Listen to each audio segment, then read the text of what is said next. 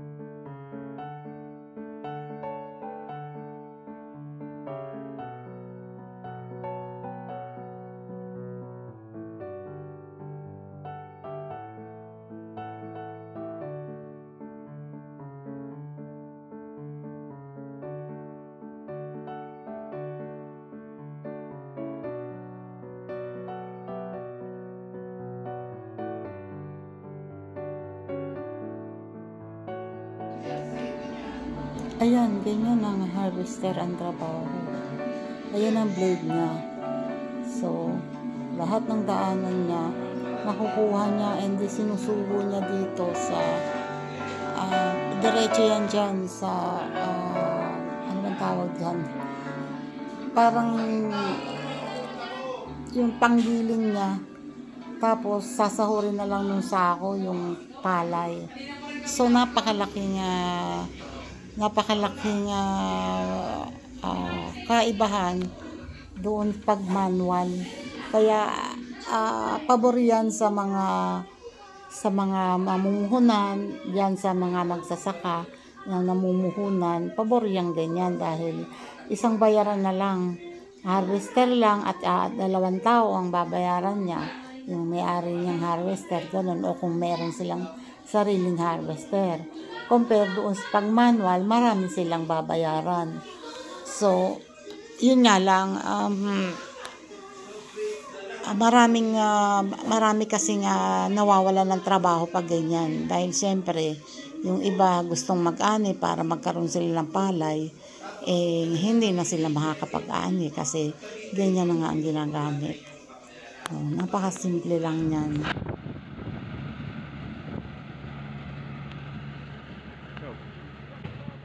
Babu, udah.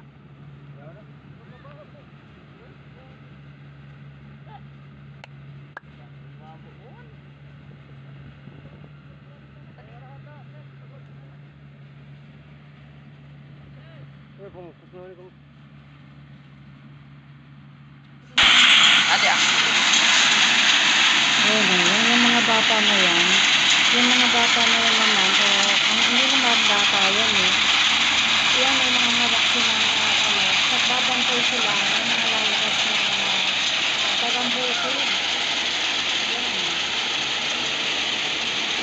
Okay. Inuhuli nila yung tagambukid kasi sa kanila kinakain na. Masarap daw ang karne ng tagambukid. Hindi pa ako nakakatikin yan. Kasi dito naman sa amin walang ganyan.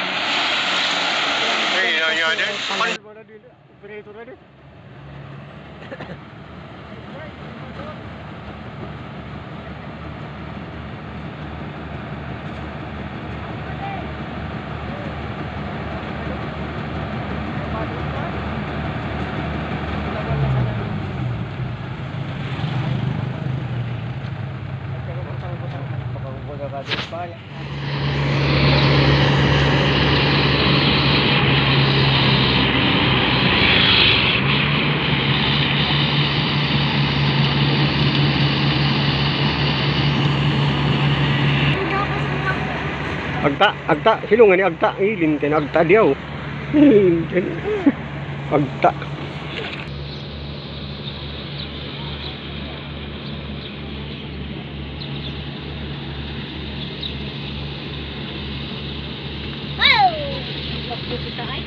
Amo ay super typhoon.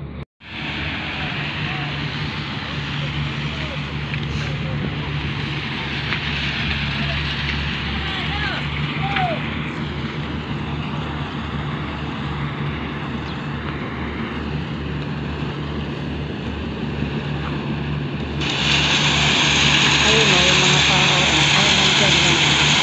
Babantay sila. Yung lalabas na nabantayan nila. Tapos inanahan sila na habon nila. Gano'n kaya karaming gagambugin ang nakakagawa nila ngayon. Ayun ang mga nakasunod sa ano. Nakasunod sila sa harvester. Hihintay na may lalabas na nagkakagawa.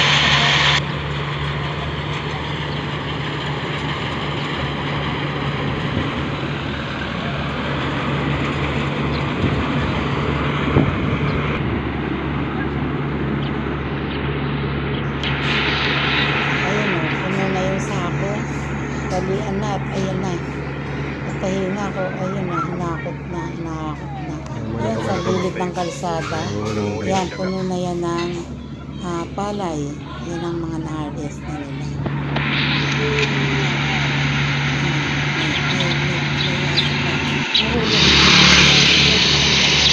Ayun na yan.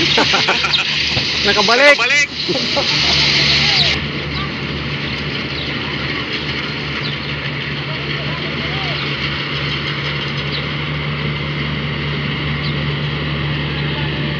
Yan na, pak.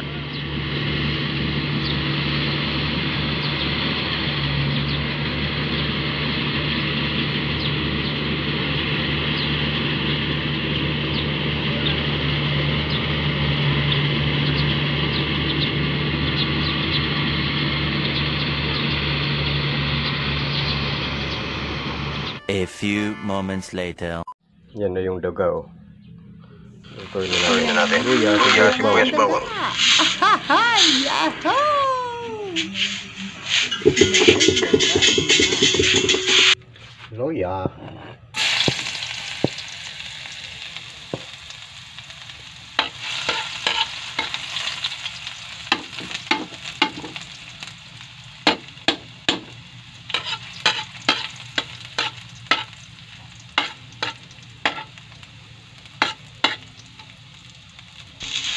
Hoy, bilisan mo! Baka sunugin mo na naman yan!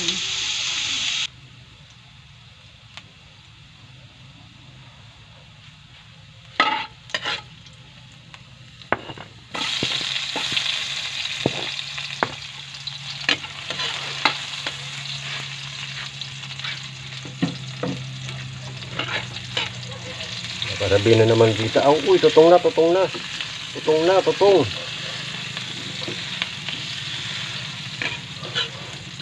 Yung naggisa, dapat yung bawang. Hindi siya totally tutong. Hindi nga totoong sunog lang, oh.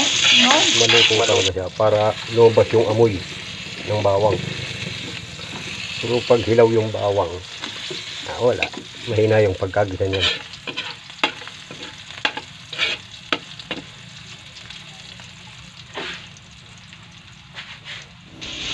Bilis na, ano na? Dali!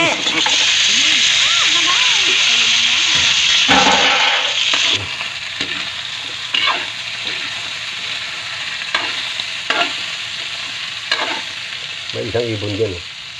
Oo. Ibon pala yun. Akala ko ng malaki. 6 na piraso lang kasi itong daga, eh.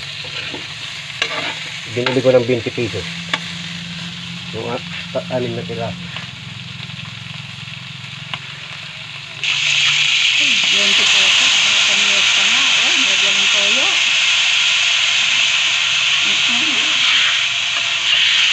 And then, ano na?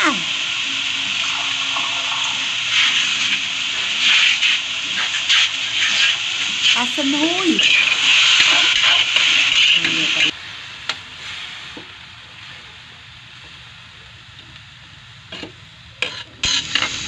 Parang nilagyan ng tubig, oh. Ang dami agad sabaw. Ang sariling sabaw din pala to. Lumalabas. Uy, ano yun? Paminta? Paminta ba yun, hoy? Ano yun? Paminta ba yun? Kasi talaga, oh. Damo talaga magsalita.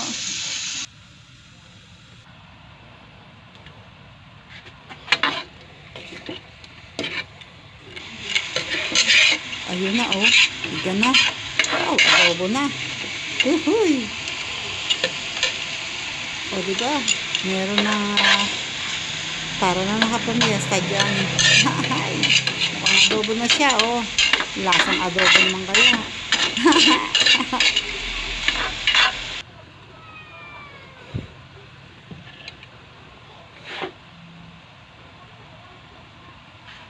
Pinakulaan ko na yan kanina ng oregano saka tanglad. Kaya wala na yung amoy-amoy lang sa langsa. Sus.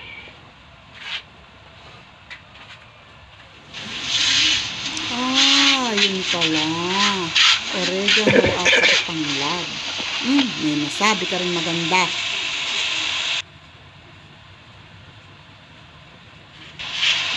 Uy, para paminta yan, ah. Eh, ano yung nilagay mo kanina? Hala? Ano yun? Parang paminta yung nilalagay na yun, eh. So, ay, ang hirap talaga nito. Oh, ayaw nang sabihin.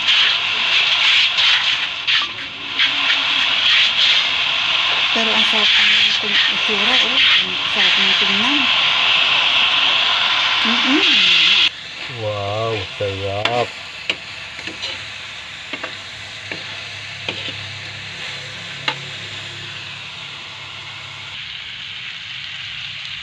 Adobong daga. Ay, Sarap, no? Yan, parang sinangag. Plus ito ulam.